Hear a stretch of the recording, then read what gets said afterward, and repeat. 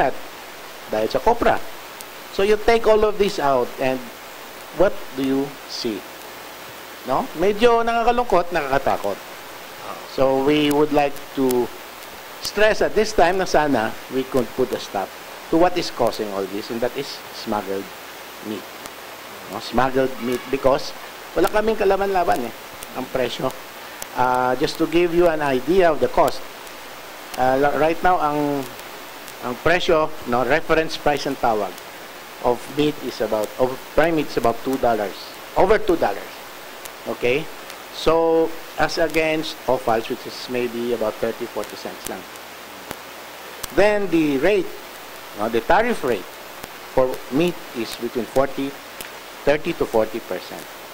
Compared to offals, which is only 5 to 10%. Okay? So, you look at the scenario, pag pumasok yan dito, tapos declare as offals, magkalong binibayad na tariff? Maybe 1-2 pesos. As against a possible 35 pesos. Nawawala ng gobyerno ng revenues. Tapos, ang epekto pa sa wet markets, grabe. Hindi lang po yung revenue sa government, but including yung opportunity sa employment. Livelihood, yes. Sa livelihood. Kasi ang maapekto napakaraming mga industriya, yung nagtatanim ng mais, yung mga planters doon, at yung mga backyard racers natin, pati yung transportation, talagang napakalaking concern ito sa ekonomiya ng ating bansa, na kaya gusto namin pasalamat na kayo ay very concerned dito. But may tanong ko lang po, Chairman, ano na po ang napag-usapan ninyo? Yung clear ba, na clear cut na napag-usapan ninyo para protektahan talaga yung industriya ninyo na itong mga illegally imported nito ay hindi na maipasok sa, or hindi na maipasok yung mga illegal na mga items na maaaring makapekto sa inyo? Okay, before I go there, I would like to add that because of this, yung mga production capacity ng feed mills ay bumagsak. You can ask the many feed workers mills dyan, maapektuhan na rin. Mag-lay off sila. Yeah, well, the demand went down. Okay, so then how about those distributing veterinary and nutritional products? Then how about the viajeros? Then how about the tinderas? No, I just want to complete the picture.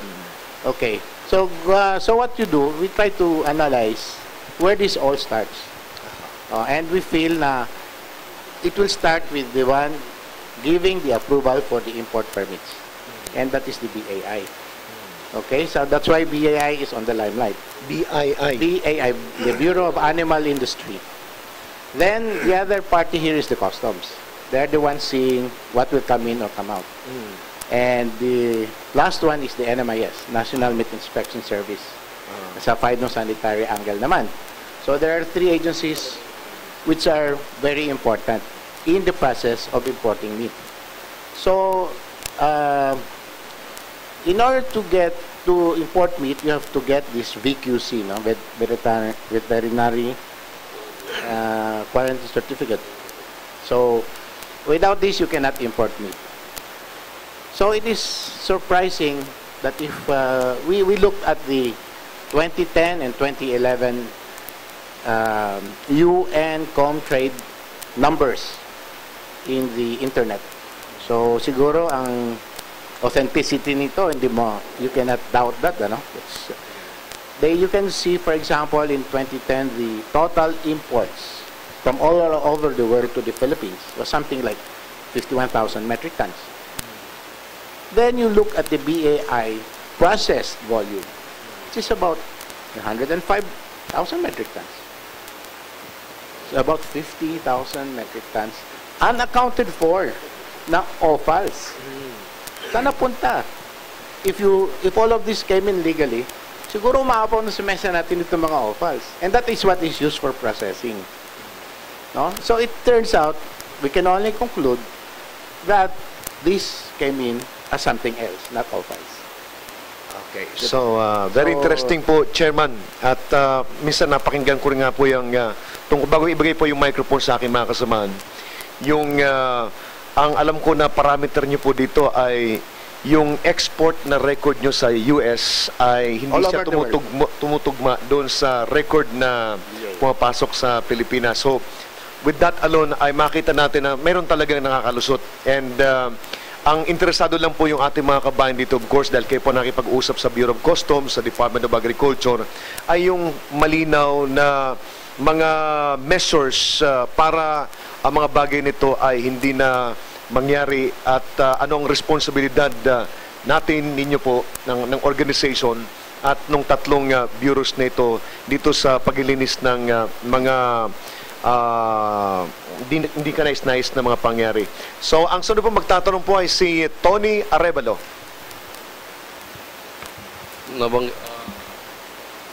Chairman, nabanggit ninyo na 20% ng mga backyard hog raisers ang nagsara.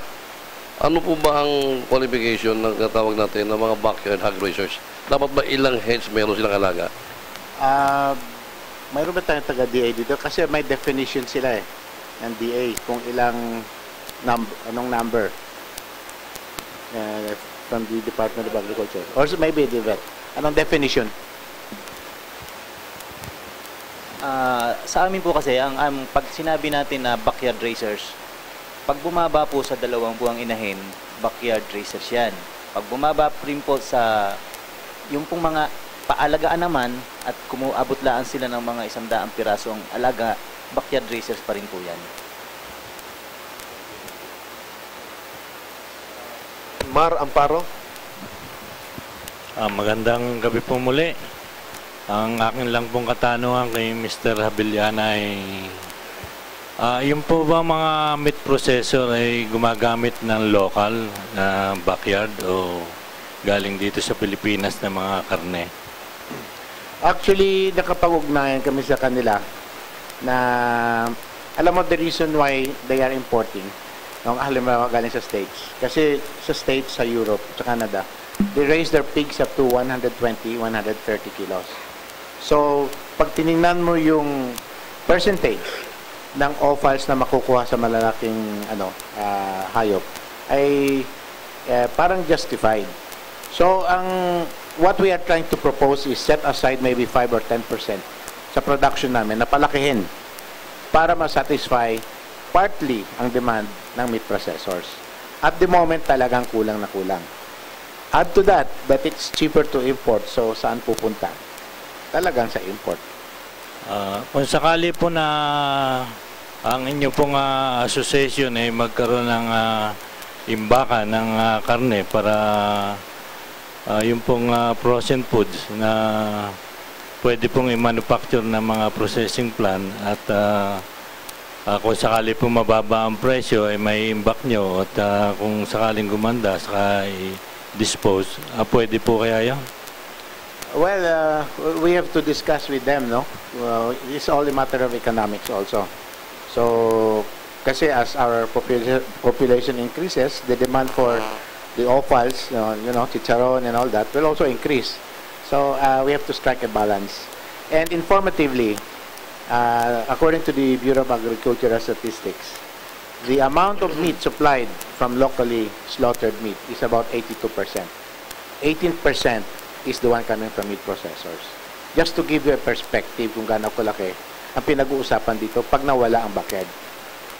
Okay? So, at the moment, 70% of all locally slaughtered meat comes from backyard. 30 comes from commercial farms. Out on the 70, 20% nun ay nawawala na. So, unless it becomes economically viable for them, they will stop. They will stop. You can sense yung nagpapaiwi dito sa Batangas ay nawawala na dahil it is no longer profitable. Why raise a pig tapos at the end you sell at a loss? So it doesn't make sense. That is why we're trying to correct where the source really comes from.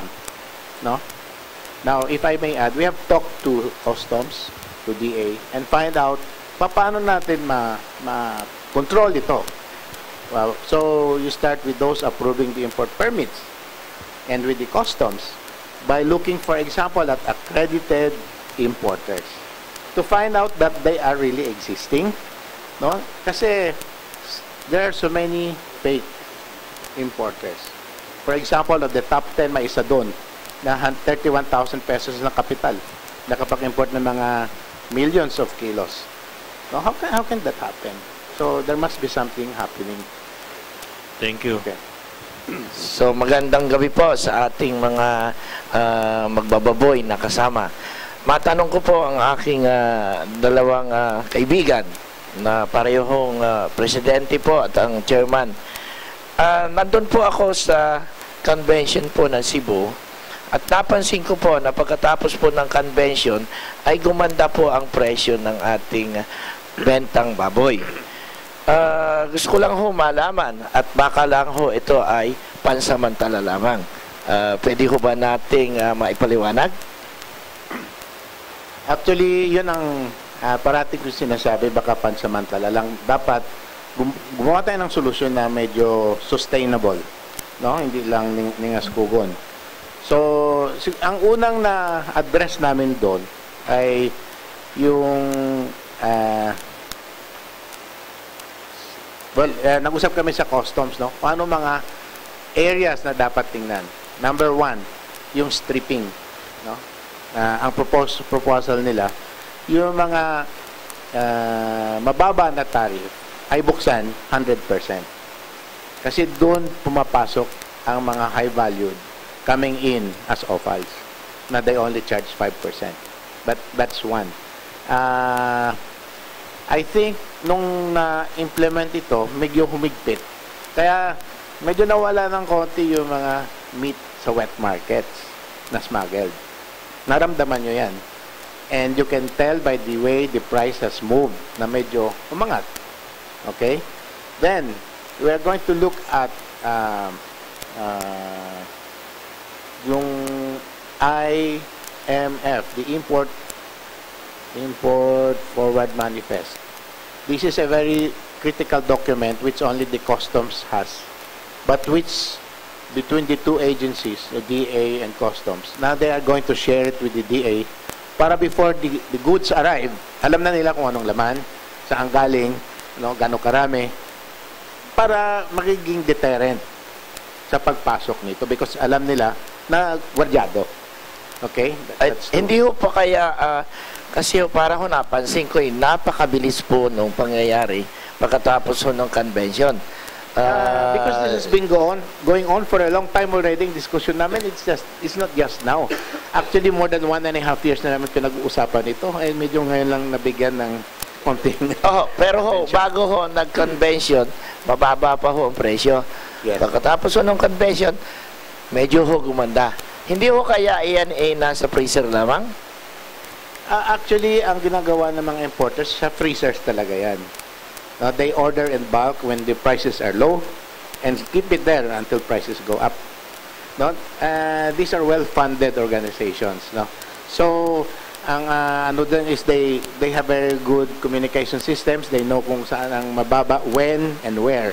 So, they normally do that in bulk. That's why one of our targets is to look at all storage facilities na pwede natin inspekin kung ano man yung laman nun. Ang isa pa hong nakikita ko kung medyo concerned ako. Yun hong sabi ninyo ibubuksan at i-strip po yung container van. Yes. Yun hong mga mahuhuli at napatunayan hong illegal yung pagkakapasok. Ano ho ang ginagawa po doon? That is what we are asking customs because that is under their department. So we'd like to see some charges. No, we're waiting for that. That is why we are holding our pig holiday in abeyance. Well, we're asking them what's going to happen. No, kasi we are waiting because that is under their jurisdiction, under their control. Kung anong gagawin nila. So if we see that nothing is still happening, then we're going to take some action. But in the meantime, na mayroon tayo nakikita kahit paano, no, the two heads of the directors of NMIS and BAI, they have been taken away, no, so to speak. So that's one good move. Okay, then we are waiting for the others. They're starting on the 100% stripping. They're starting on the purging of the accreditation list. They're starting on this inward foreign manifest investigation. So there are moves that we have agreed to meet from time to time kung ano na ang status. So we will not just stay back and watch this go away. No, we are going to be talking with them periodically, and sabi nila, as long as may concern kami, they are ready to come and talk with us on the table. So that is what we want, and we hope we do not have to use the pig holiday. Right now, we are setting it on the side, and we are waiting for action to happen. Ay, Chairman, magandang gabi po. Yes, General. Medyo nababahala lang po ako dito sa sinabi niyong smuggled na malaking volume ng meat products po. Yes. Kung smuggled po, ibig sabihin hindi po ito dumaan sa quarantine. I cannot say, baka dumaan eh. Ganun ho. Yes, because O it has hindi to rin pass. hindi rin dumaan sa NMIS. Yes. So, pwede hong pumasok dito sa atin yung mga karne ng baka, ng baboy, ng manok na may sakit. That is correct. Di ho ba? Ngayon po, para sa kaalaman po ng ating mamimili, kasi po akong madalas mamalengke.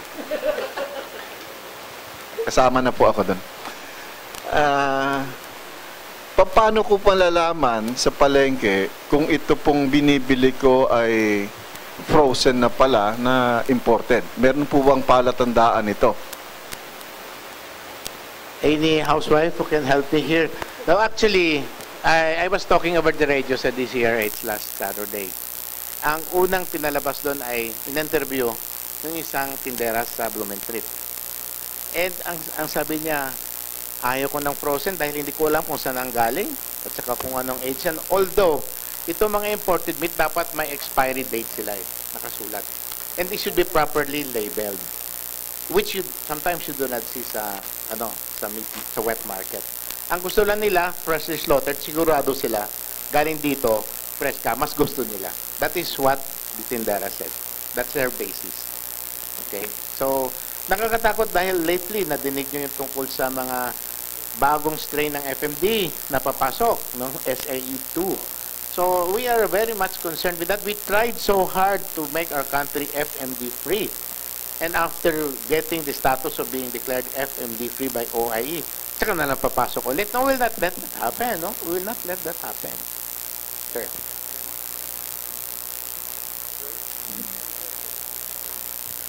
Yung ano lang po, nagtatanong kasi si sir kung ano yung pwedeng batayan. I think yung color.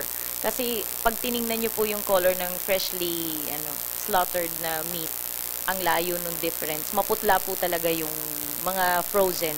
Kahit anong gawin nilang iba yung kulay kesa dun sa newly slaughtered. Kaya lang may tanong lang po ako kasi yung kanina sa customs, ang alam ko wala po talagang parusa, kundi banned lang yung mga importers na to pag nahuli o nasabat yung kanilang mga smuggled goods, di po ba? Kaya lang ang problema kasi po, meron po ba kayong move na kasi yung mga nag-smuggle, wala naman din sa talagang pangalan nila. So, hindi sila mahuli. Meron po bang move yung association para at least makatulong sa mga agencies concerned na mahuli tong mga to? That's why, if you will notice, it's both on the customs and the DA. They are going to purge the accreditation list. For example, may papasok, hindi lang nila basta tatanggapin. Check mo na nila yung address, yung existence, yung records. Because there are a lot of those, for example, tingnan namin yung top 10 importers, tatlo na hindi naman makita yung address eh. So, that's why they are going to purge it. They're going to review the authenticity of all of these importers. And that will help a lot. I'm sure sa una pa lang. Kasi ang mangyari dyan, yung iba, pag hindi nakita, they just open another company. And then when it's found out, they close, they open another company. So, I mean, alam mo kung ano ang strategy, then there must be a way to stop this. Okay. Kasi nung minsan may episode po kami na nahuli talaga, tapos nandun lang, nabubulok lang yung mga meat. Yung iba, napapalabas pa rin sa market. Well, may panibagong story yon. Kaya lang, dito po, sino po ang may police power para mahuli sila? Pwede po ba, kunyari, ang PNP po ba o sino po ang may power para mahuli sila? Well, actually, there has been a devolution of police powers, no? Unfortunately, wala kami as private. Pero pwede po kayo magsampa ng... It's the customs or that will file the charge. Because that is their duty. That's what we are pressing them. That's why we have to press and ask for it. Yes, we have to pressure them. Hindi po masyadong nalaro yung Pig Holiday story, no? Tama. I mean, What hindi siya masyadong na-hype sa media. Because we are seeing some things happening. And we are only using this as a tool pag natulog na naman. No? It's just there anytime we have already organized ourselves and anytime we can impose it. Now we show that we can do it on a trial basis and that is already set up all nationwide. Nagawa na namin yun. So we're already, when it comes, just to show na it's going to hurt the economy really bad. Sir, last po. Ano po ang support ng DA sa mga sa inyo, sa grupo ninyo? Actually, their support is direct, no, in terms of helping us in screening in controlling the permits coming in. And the NMIS, the BAI issues the permit to import. Without that permit, nobody can import anything on the meat side. Okay? The NMIS will look at the phytosanitary side also, so on those levels. But be that as it may, we also would like to ask the DA to help us in terms of improving our costs because we should be competitive. Meaning on the production of corn, no, like dryers, silos, storage facilities, to help us, irrigation, so we can lower our costs. Even maybe we can get some subsidies on fertilizer. These are the stuff that we'd like to deal with DA. And maybe we can cooperate with the rice producers and see how we can have a better play on price and supply, because sometimes prices are so high when the supply is down and the production is good, they cannot sell it or they will sell at a better low price. This is one thing which we would like to see. Saan tayo makaka-coordinate and end up on a win-win situation? May dadagdag na ako dahil talaga ako namamalengke.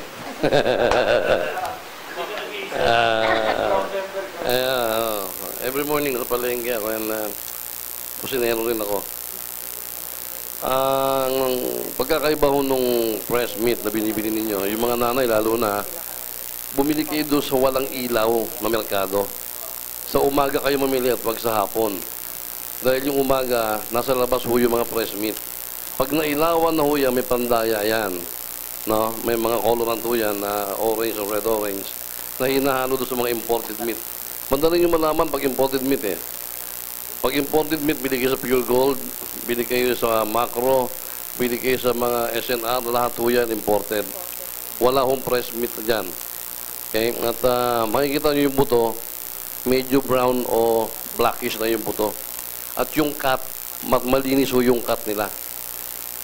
Okay? So, makikita nyo rin, at yung kulay nila, talagang kulay patay. Namura ho yun, ha? Kulay patay. Mostly na mga imported na ganyan, yung mga axe stripes, yung mga laman loob na mga tuwalya ng baka, lahat ho yan halos imported. So, pati yung mga baboy na binibili ninyo, maganda ang mga cut, maganda, malinis yung mga manipis na manipis yung pagkakat nila. 90% ho yan imported.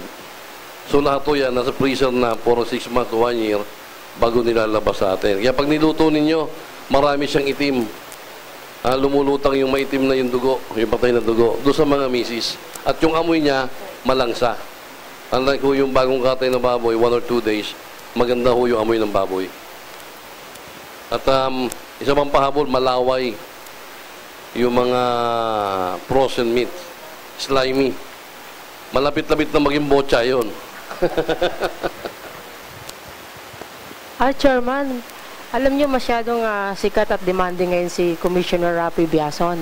Wala po ba kayong yung organization niyo, hindi po ba nakikipag-dialogo kay Commissioner? We talk to him. Very frequent. So, ano po yung naging, may resulta po ba? Or well, OPM din siya o promise me? Ano po ba yung... we were giving some time for his actions to happen. No, I mean, in fairness to him, he's relatively new. Pero the things that he has suggested, tinitingnan naman namin. That's why maybe after a week or so, makita na naman kami, ano na ba nangyayari? No? So follow up. Yes, we see naman na nangyayari. So, give him some time. Although we have given Customs so much time already. Pero things seems to be moving, so let's give it a try. But Okay. we are always keeping in constant touch with him and DA. As a matter of fact, mayroon kaming meeting with the DA, DAI, and NMIS people. We're meeting with them on Wednesday. Kasi bagong head ito. Then we will find out what their plans are, etc. Okay. Thank you po.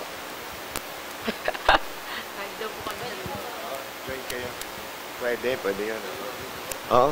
Tingin ko pwede, Chairman, ano? To attend the meeting? Nag-volunteer yung producer ni Ted Filon at saka ni Tony na mag-join doon sa... Yes, sasabihin ko na lang, pwede. I'll just tell the guys. Kasi transparency dapat tayo.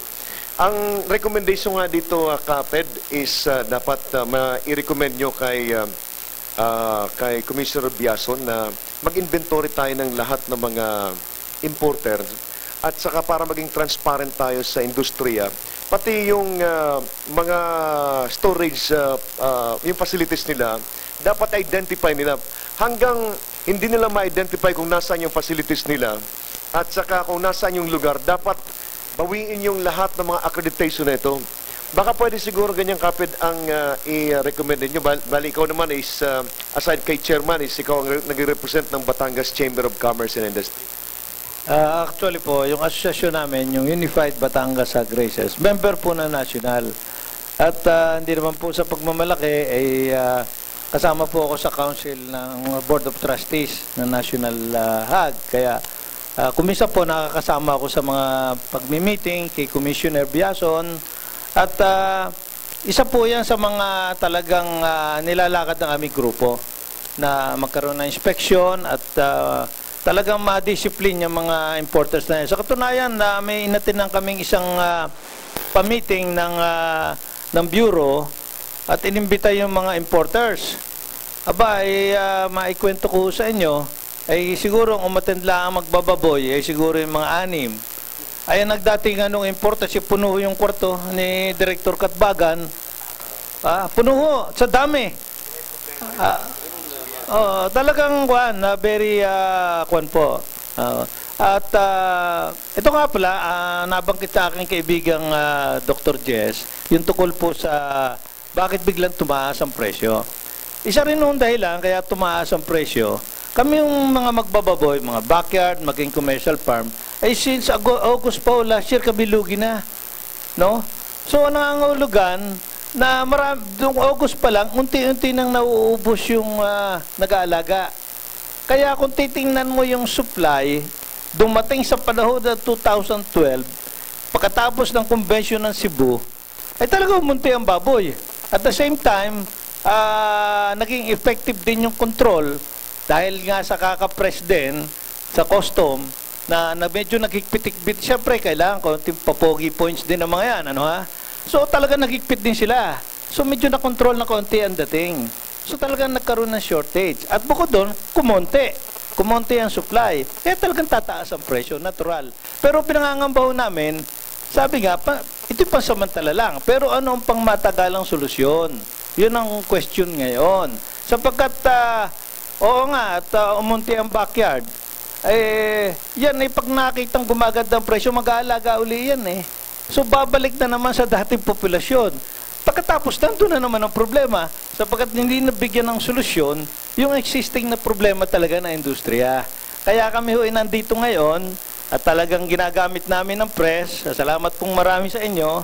At para maipaliwanag lamang at talagang humingi ng pakiusap sa ating presidente na talagang bigyan kami ng pansin. Sapagkat itong industriyang ito ay talagang malaki. Sa katunayan po, nabanggitin kanina ni Chairman na nawala ang backyard. Aba, hindi ho. Paano kaming commercial? Marami na ang tigil din sa amin. Sa katunayan, dito sa lungsod ng Lipa, 4 ng farm ang gusto magbenta ng farm. Piggery farm ang gusto magbenta. Sapagkat lugi. Ngayon, may guest ho tayo. Inimbita ko si Kagimo Guse. Yan ho, matagal na nag-aalaga ng baboy. At magaling ho sa kwenta yan dahil taga-BIR. Kaya sasamantalahin ko na nga para paliwanag niya kung paano tayo nalugi. Kagimo, paliwanag po niyo kung paano tayo nalugi. Magandang hapon uli, Mr. Avillana, saka kay kaibigang Ped Calaw. Sa tanong mo na kung paano nalugi, nagsabay nung sometime in August, nagsabay ang taas ng mais and other related inputs, sumabay doon sa pagbaba naman ng presyo ng aming produkto. So, very ABC lang yun eh. Kung sumabay din ang pagbaba ang aming mga inputs, siguro kung bumababa ng presyo, hindi kami malulugi katulad ng pagkalugi namin since August of 2011. Yun ang pinaka masamang nangyari sa magbababoy. Sa ngayon, I have here the statistics of presyo ng mais. Sa mais muna tayo nagpunta dahil kinuha ko yung noong January, compared to February, medyo mataas talaga. Mabuto sa between 16 to 18 pesos per kilo. Hanggang pagdating ng March, salamat doon sa sinasabing pig holiday at nagkaroon ng epekto yon. Tumaas ang kaunti ang presyo ng baboy. Hindi ko alam kung bakit bumaba naman yung ito sa yung ating presyo ng corn at saka soya. Harvest time, okay. Pagdating ho ng Abril, starting April 12, tumaas na naman, 13.50 to 13.80. Sa ngayon po, ang presyo ay 14.80 to 15 pesos per kilo. Kung itong ating temporary increase ng presyo ng ating baboy ngayon, sa pababa din, madadagdagan po ang malulugi sa mga dadating na araw. Kaya ako, nung ako imbitahan ni Mr. Calao, siguro ako, this is my chance to give my side. Dahil pag ang kausap ko lang ay puro mga poultry boy at saka magbababoy din wala akong pag-asa. Ngayon, ang Mr. Chairman, ang isang hindi ko maintindihan dito sa Bureau of Customs, I was once an officer of the Bureau of Internal Revenue. Gumagamit ho kami ng modern technology ngayon. Nung araw, wala pa kami na yung mga computer na Ngayon may computer na, bakit hindi nila maintindihan kung bakit itong mga ini-import nila hindi magpalama sa mga sisi. Ang hindi ko maintindihan sa Bureau of Customs. Siguro ako, lahat ng magagaling nasa BIR na, wala na sa Bureau of Customs. Yun ang aking concern dyan. Kung paano nangyayari na yung Customs Commissioner, dapat siguro, being commissioner siya, alam niya, may mga down the service ho yan. Meron ho yung, meron nung natawag na, hanggang sa personnel hindi ho mahirap intindihin kung bakit hindi tumama yung kanilang yung sa importation ba sa import forward manifest, hindi hululusot yan hanggang hindi nakarecord sa computer. That's my question Mr. Rebillana. Yeah, yung inward foreign manifest. Ang sabi ni Commissioner Biason, he has been working on coming up with a single window where all agencies involved sa importation ay konektado. So, hopefully, when this comes into effect, medyo hindi lang isa ang involved. So, hindi madaling makakalusot. Maybe, he said in about 3 to 4 months, it will be in place. Maraming na nakaset up na. So, they're going to use technology para ma-consolidate yung mga data. So, we hope that will work. So, that's what they're doing. Thank you very much. Chairman, balikan ko lang yung recommendation ng APAP Batangas na kung maaari ay maisangguni natin sa Bureau of Customs na magkaroon tayo ng random na inspection doon sa listahan ng mga importers. And then, kung mayroong makita talaga, dapat ang ipakiusap natin ngayon or ang i-demand natin sa Bureau of Customs, mayroong managot na galing sa Bureau. Na hindi lang yung nakita na wala palang walang office pala yung importer kasi karamihan na sinasabi po ng mga ng iba dyan, yung problema is walang opisina. Yung mga, ang tawag dyan, importer, ang tawag ba dyan? Yung mga importers. So, kung ito ang nakikita nating problema dyan is magkaroon tayo ng randoms na inspection at siguro mag-demand ho tayo mag-request tayo ng batas. Nandiyan po si Congressman Nicky Briones na pwede naman ho tayo mag-legislate ng isang batas na papanagutin talaga yung responsibilidad na tao sa Bureau of Customs na nag-issue noong permit sa isang importer na walang opisina at saka wala siyang facilities. Pwede ba natin yun na maitulak yan sa inyong pakipag-usap kay Commissioner Biason, Chairman, at saka sa mga congressman na inyo nakakausap para matapos itong problema na ito? Actually, there is already a congressional investigation committee for this, headed by Congressman Guan Lao and Congressman Palmones, and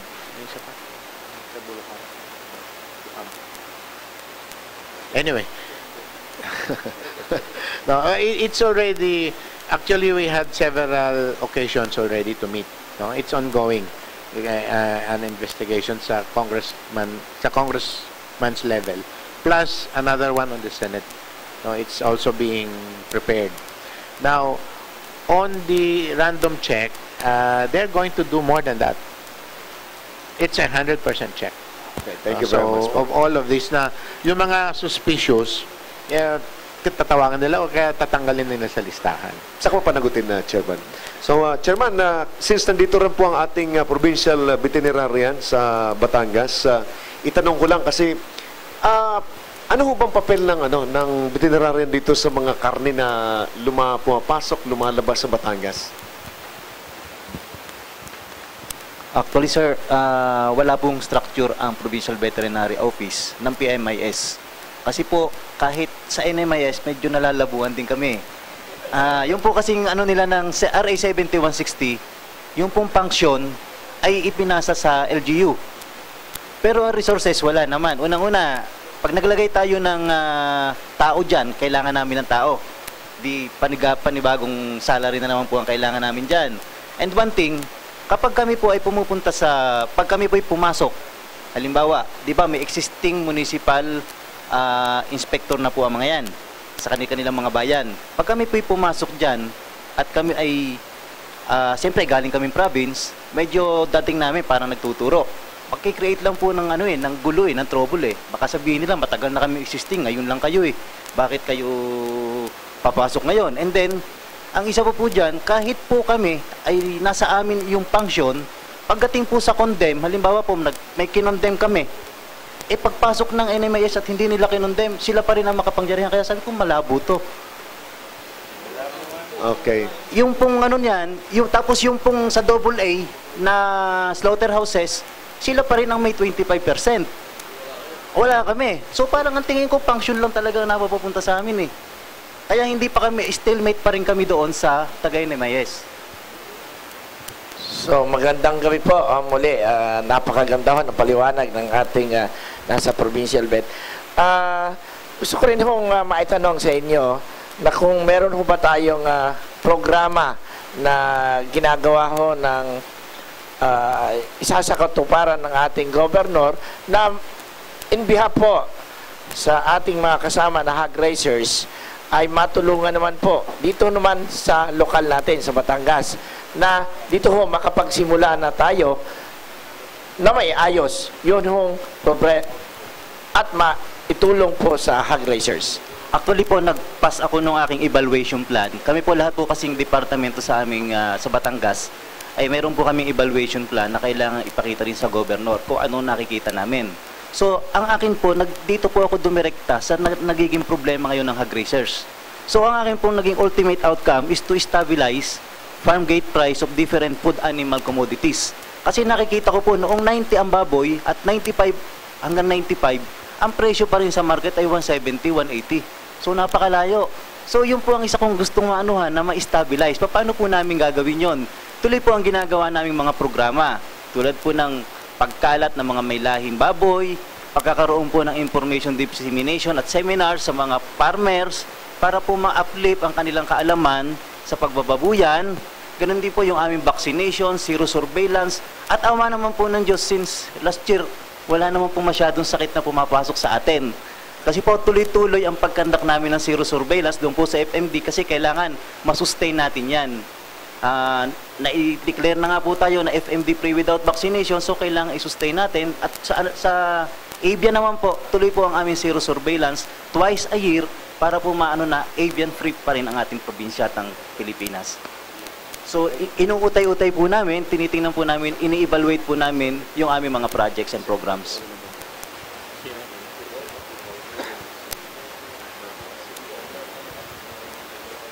Magandang gabi po muli. Meron po sana akong katanungan dito kay Mr. Romelito M. R. Marasigan, Agricultural Center Chief 2 ng Batangas ba? Ano ba mga programa nyo?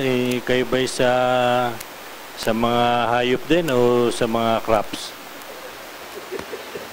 So, bali po sir, ang ano po natin dyan, ang veterinary office po sir dyan sa livestock po lang ang concern natin. Ano po? At yung pong pagdating naman doon sa mga crops, meron sa dyan separate na office na nag-handle po noong concern ng agriculture. So, bali po sa amin, more on livestock po kami sir naka-assign. Ganun po ba? Ay, kasi po yung aking pong katanungan kay Mr. Habeliana kanina, na kung gumagamit ng mga meat processor ng local na karne, kasi pagka po katulad ng aming produkto, black pepper, nahaluan ng black pepper ang karne, pagka po Tagalog ay talagang masarap. Kaya yung mga meat processor po ay masasarap yata po ang mga kinagamit na karne, kaya nabibili. Ay siguro po marami rin gamit silang local. So bali po ang mga meat processors kalimitan, ang sources nga nila kalimitan ay sa mga backyard piggeries. Dito po kasi yung katulad nung sinasabi nga nila na ipinopromote ngayon ng government, yung kumbagay parang ibabalik natin yung organic farming. So ngayon, pinopropose nga po at yan na may pinagpaplanuhan at laging sinasabi ng regional office na yan pong organic farming kung saan ipopromote yung native pigs natin as kalimitang panggamit sa mga lechon. So pinopromote po yun para makonserve din yung native animals po natin. Thank you very much, Mr. Marasigan. Mga kaibigan, tayo po ay hihiwalay muna po sa 99.9 DWGB FM kasi 1 hour lang po yung ating programa doon. At tayo po ay puputulin din po sa palatuntunan pag nag-overtime ho tayo. So, sa 99.9, maraming salamat sa inyong pagbibigay ng oras sa APAP Batangas. So, tayo po ay magbabalik pagkatapos lamang po ng ilang paalala. Mga kaibigan, balik po tayo sa programang APAP Batangas at balikan po natin si Chairman Daniel Habeliana Jr., ang chairman po ng National Federation of Hog Farmers Incorporated. Chairman, baka mayroon pa po kayong gustong idagdag? On top of your problems natin ngayon, ay napansin namin mayroon pa palang ibang aspeto to. For example, yung mga export processing zone, yung PESA. This is one area na gusto naming pasukan din. Kasi they seem to be independent of customs eh.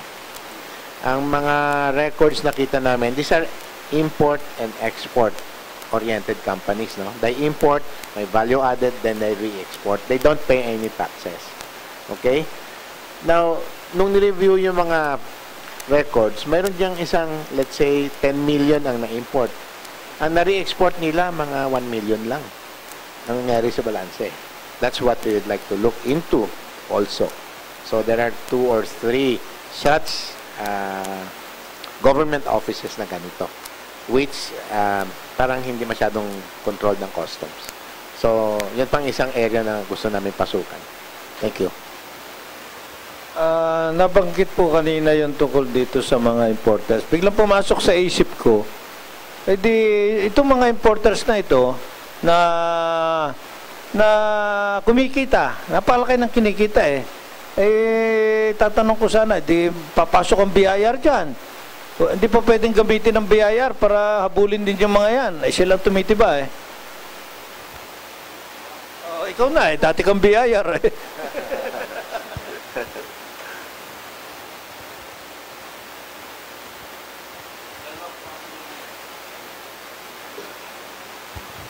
Dalawang klase nga yung importer. Isa yung fly-by-night importers. Yun, hindi kayang habulin ng BIR yun. Yung regular importers, yun ay pwedeng mahabol ng BIR in the sense na meron kami ang BIR, meron kami kung ano sa Bureau of Customs, kung gusto namin tignan yung mga in-import nila, meron kaming nakukuhan data. So, pag tama ang data ang ibibigay sa amin ng customs against the books ng importers, mache-check ng BIR kung ano nangyari sa importation at saka disposal. Ang maging problema, by way of example, kung 1 million imported, yung pala may 2 million technical importation or illegal or whatever. Manunood lang ang labas ng BIR dahil hindi nga ilalagay sa libro ng importer eh.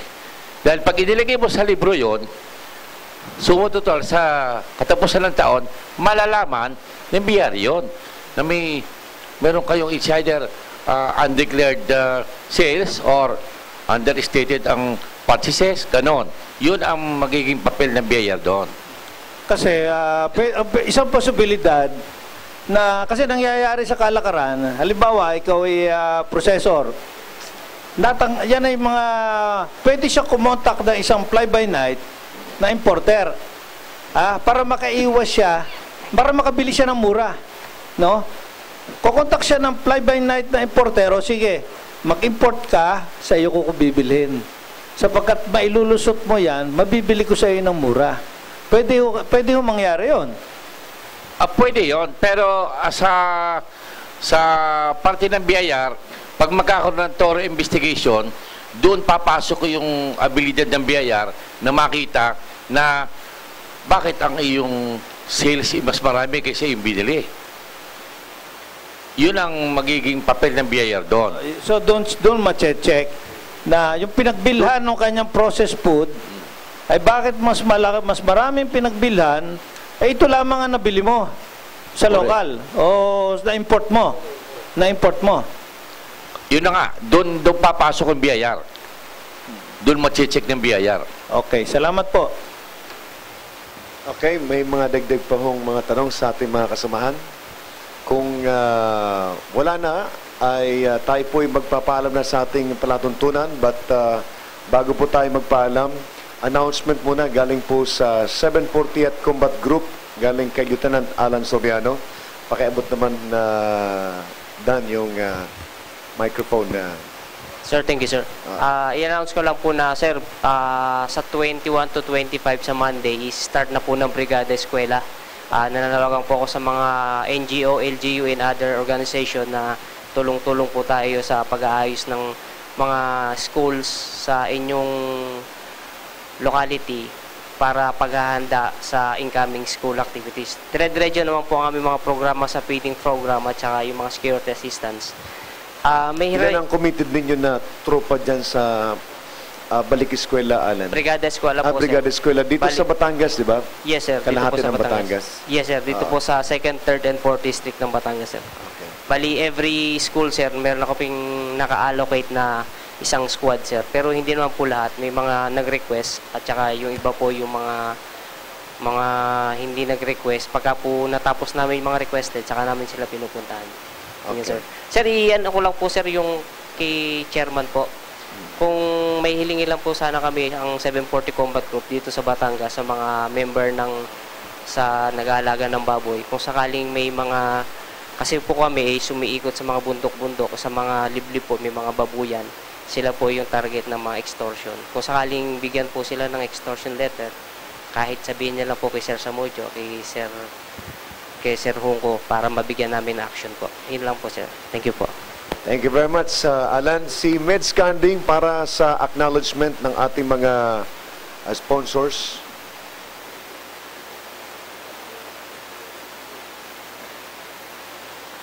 Bukas mo muna ang microphone, Meds. Magandang gabi po sa lahat. Ipinagpapaalam po na yung effectivity ng minimum wage order ay May 15. Para po sa non-agriculture, dito sa Batangas City, Bawan, Lipa City, ang new minimum wage rate po ay 322.50. Agriculture, plantation, 297.50. Agriculture, non-plantation ay 277.50. Yun po yun sa growth area. Yung emerging growth area, Balayan, Kalakal, Kalatagan at ibang mga bayan, 300-350 at ang agriculture ay 278.50. Yun pong sa San Juan ay 292.50, binayan-bayan po according to the growth area.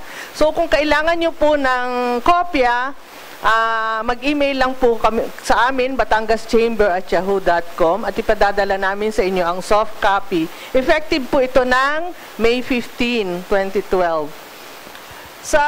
Iniimbitahan po namin ang lahat na dumalo sa 21st South Luzon Area Business Conference, daganapin sa Club Manila East Hotel and Leisure Resort sa Taytay, Rizal, June 14 to 15, 2012 po. Makipag-ugnayan lang po sa Batangas Province Chamber of Commerce and Industry. Nagpapasalamat po kami ng marami sa aming mga taga-suporta.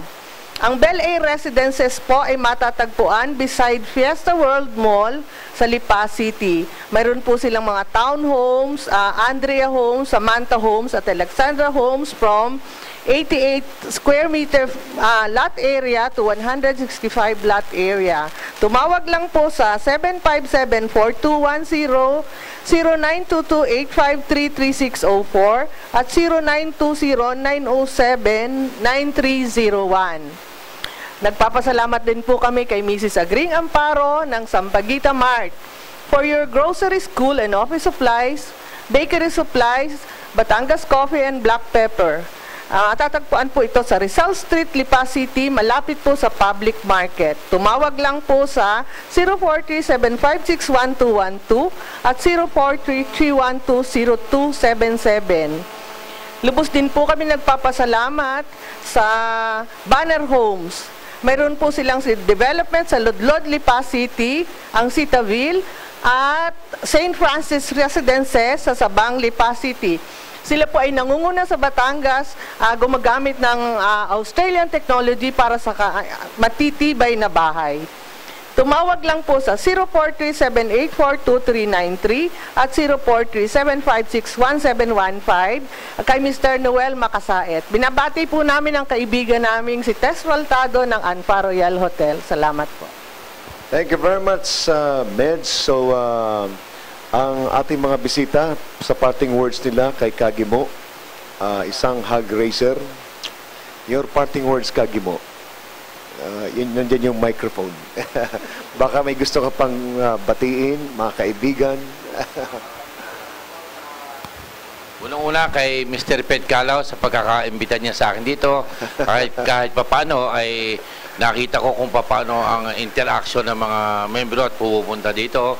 At ganoon din, nagpapasalamat ako kay Chairman Habiliana at naliwanagan ko yung mga sinasabi niya na may mga pag-uusap sila ng Department of Agriculture at saka nung Bureau of Customs. Bureau of Customs. Sana, Chairman, ay patuloy nating kulitin ang mga taong ito para sa kapakanan ng ating industriya. Maraming po salamat. Yan ang panawagan ng isang ordinary member, si Kagimo. Si Canoli. Muli po, sa ngalan po ng Provincial Veterinary Office at ng Pamahalang Panlalawigan, may po ay nagpapasalamat sa grupo ng APAP Batangas, sa panguna po ni Mr. Ped Calao, ni si Mr. Dr. Jess Medina, Mr. Amparo, at si Mr. Jerry. Salamat po muli sa pag-imbita sa amin. Thank you very much, Noli. Si Romel. Una po, nagpapasalamat po kami sa ating National Hag President kasi nga po nagkaroon ng kaliwanagan kung ano ba talaga itong nagiging problema at kung ano yung mga hakbangin na ginagawa po nila upang ito pong ating swine industry dito sa Batangas ay lalong mapalakas. So magandang gabi po. At ang bagong partner po ng APAP Batangas sa Metro Manila na ngayon po ay nationwide ng ating programang APAP Batangas sa tulong po ni Tony Arevalo ng Alarma 558. Tony?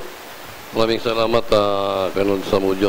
By the way, lahat po ng mga miyembro ng APAP Batangas, lahat po ng naririto, bukas po ang ating istasyon ng RMN DCXL, no, na lahat po ng balita at aktibidades na pwedeng ibigay po natin sa Alarma 558, alas 8:30 hanggang alas 10 ng gabi, araw-araw yan, Monday to Friday. So, will be heard nationwide, ano po, from now on, ang APAP Batangas, at ang update po dito. Ganoon din ang ating Kapitan Del Barrio, every 4 to 6 p.m. Saturdays, no? So, yan po, pagkatapos ng meeting ng APAP Batangas, direkta na po yan doon sa Kapitan Del Barrio, nationwide. Okay. Which ang ating pong touch base ay yung lahat ng barangay sa buong Pilipinas. Maraming salamat po. Thank you very much, Tony. At si Chairman Habiliana. Thank you for the invitation here, no? Very important na yung mga nangyayari sa taas ay mag-filter down sa grassroots level. So alam nyo kung ano nangyayari, therefore siguro we can gain more support from you guys, which we badly needed, no? So we will keep this our fight going on and keep the sustainability para hindi lang ningas kugonto. Thank you. Si Chairman Ed. Una-una, salamat po sa ating mga guests na nagpa-unlock sa amin sa imbitasyon ng aming grupong APAP Batangas. At ako po ay nagpapasalamat din at lalo digit dito sa media, RMN, napagkat malaki po na itulong sa amin ng media dito sa aming pinaglalaban. Salamat din po sa wala po dito, pero papasalamat ako sa ABS-CBN Southern Tagalog. Dahil anumang oras na tawagan ko sila at ako may sasabihin, ay nandiyan din po ang ABS-CBN. Salamat po na marami. And si Mar Amparo. Magandang gabi po muli at nagpapasalamat po ako sa mga taga-media na nandito ngayon at sa ating Mr. Habiliana. At nagpapasalamat ako dahil napapanatili niyang malakas ang production ng karne dahil pagkahamina ito ay apektado ang aming negosyo, ang paminta na nagpapasarap sa karne. At maswerte kayo, Mr. Habiliana, ang grupo nyo, ang inyong asosasyon dahil kayo may asosasyon. Ay itong aming mga farmers ng black pepper ay walang asosasyon at isa lang probinsya ang pinanggagalingan nito sa ngayon, itong sa Batangas at Kanugnog probinsya na may ilang nagpo-produce. Kaya lang may shortage tayo ngayon, ay mataas na ang presyo, maganda ang presyo, ay kaya lang maraming patay ng puno. Wala na tayong production ngayon, kundi siguro mga 20% na lang o 15%. Yun ang masama sa ating production ng black pepper sa Batangas. Salamat po. Si Jess? Yun po, at in behalf po ng aking mga kasama sa industriya ng pag-iitlog, kasama ko rin po ang aking kaibigang si Kagi Moguse sa larangan ng pag-iitlog. Kaitlogan naman po kami. At kagaya rin po ng pagbababoy ng United Hog Raisers Association at ang kami naman po, meron din po ang National Layers Association din po. So, yun po, may parating natin ang ating mga hinaing at mga katanungan at programa. Pagtulong-tulungan po natin ang ating industriya.